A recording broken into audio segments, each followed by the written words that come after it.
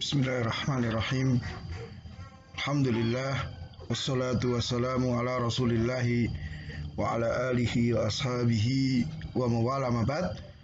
Anak-anakku yang saya muliakan, kita bertemu di pelajaran yang kelima, yaitu sabar atas gangguan dalam proses berdakwah kepada tauhid.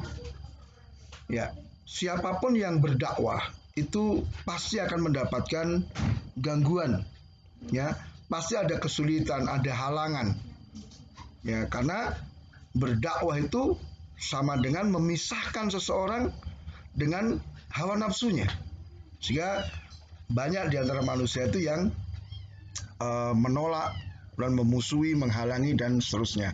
Maka kita harus bersabar atas gangguan yang kita dapatkan dalam berdakwah itu. Nah, ya, maka Allah Ta'ala memerintahkan kita untuk bersabar, ya, sebagaimana beliau perintahkan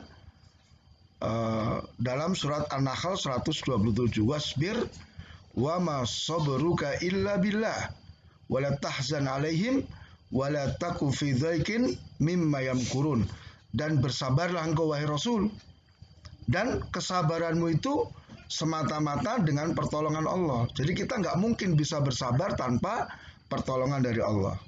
Dan kamu jangan merasa sedih dengan apa yang ada pada mereka. Ketika kamu dakwai mereka menolak, kamu jangan sedih. Dan jangan pula engkau merasa sempit dadamu, ya, dari apa yang mereka rencanakan dari tipu daya. Dan banyak lagi, ya, seperti ayat yang lain, misalnya fasbir kama sabara ulul azmi minar rusul, dan bersabarlah engkau sebagaimana telah bersabarnya para rasul dari kalangan ulul azmi. Bagaimana Nuh berdakwah sekian lama, kemudian bagaimana Musa, bagaimana Isa, nah, bagaimana Ibrahim, ya, mereka bersabar dalam menghadapi gangguan ketika mendakwai kaumnya.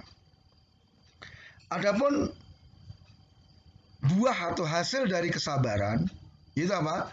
Pertama, kita akan mendapatkan pahala yang besar. Innama yuwaffas sabiruna ajrahum bighairi hisab. Sesungguhnya akan diberikan pahala bagi orang-orang yang bersabar tanpa hitungan. Jadi tidak ada hitungannya, luar biasa, banyak sekali. Yang kedua, kesabaran itu menjadi sebab hidayah bagi manusia. Ya, Allah sebutkan di surat An-Nasr, idza jaa nasrullahi wal fath. Ketika datang pertolongan dan kemenangan dari Allah Ta'ala, wa ra'aitan nasa yadkhuluna fi dinillahi afwaja, maka engkau akan lihat manusia itu berbondong-bondong masuk dalam agama Allah. Ini karena apa? Kesabaran Rasul dalam mendakwai mereka. Nah, jadi akhirnya menjadi sebab manusia mendapatkan hidayah. Kemudian, anak-anakku yang saya muliakan, disebutkan di surat Al-Asr, ya, tentang orang-orang yang beruntung dan orang-orang yang merugi. Ya, disebutkan wal asri innal insana lafi khusrin illa alladziina amanu wa amilus solihati wa tawassaw bil haqq wa tawassaw bis sabr. Demi waktu, sesungguhnya seluruh manusia dalam kerugian, betul-betul dalam kerugian, kanan kiri depan belakang, ya, semua dilingkupi oleh kerugian. Itu hukum asal manusia.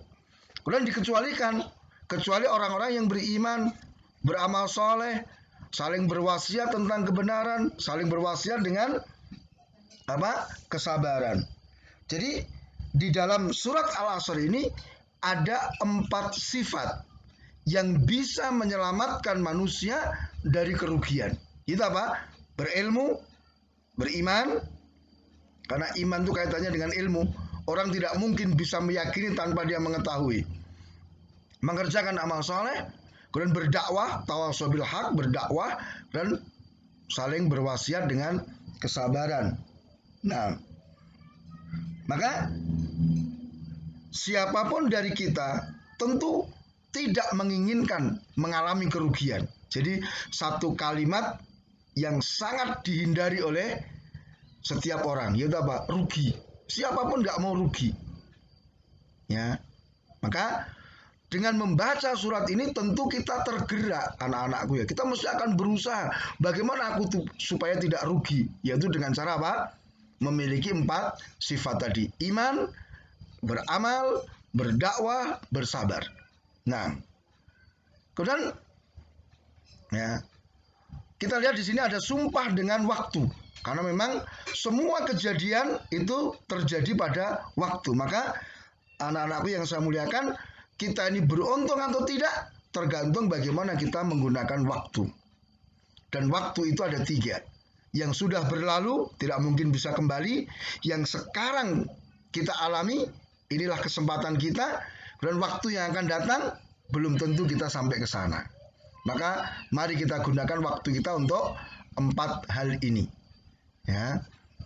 Kemudian keagungan surat Al-Asr ini disebutkan oleh Al-Imam Syafi'i rahimahullah, bahwa seandainya Allah tidak menurunkan Al-Quran semuanya, tetapi hanya surat Al-Asr ini sudah cukup. Ya, lau ma anzalallahu hujjatan ala khalqi ila hadhihi surah lakafathum. Ya, seandainya Allah tidak menurunkan hujjah kecuali hanya surat ini sudah cukup. Karena sudah cukup bagi Allah untuk meminta pertanggungjawaban atas semua perbuatan-perbuatan kita.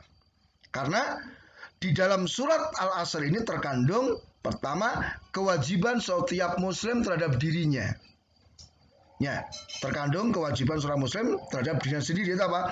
Beriman kepada Allah. Kemudian yang kedua apa? Mengerjakan amal soleh. Illal ladzina amanu wa amilus solihat.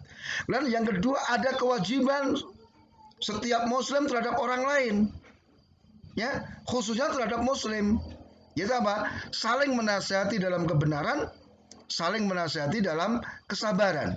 Yaitu 2 hal yang merupakan kewajiban kita terhadap orang lain. Ya, maka dengan kita memahami surat Al-Asr ini, tentu kita akan berusaha semaksimal mungkin untuk tidak terjatuh dalam kerugian sebagaimana keumuman manusia. Demikian, mudah-mudahan bermanfaat.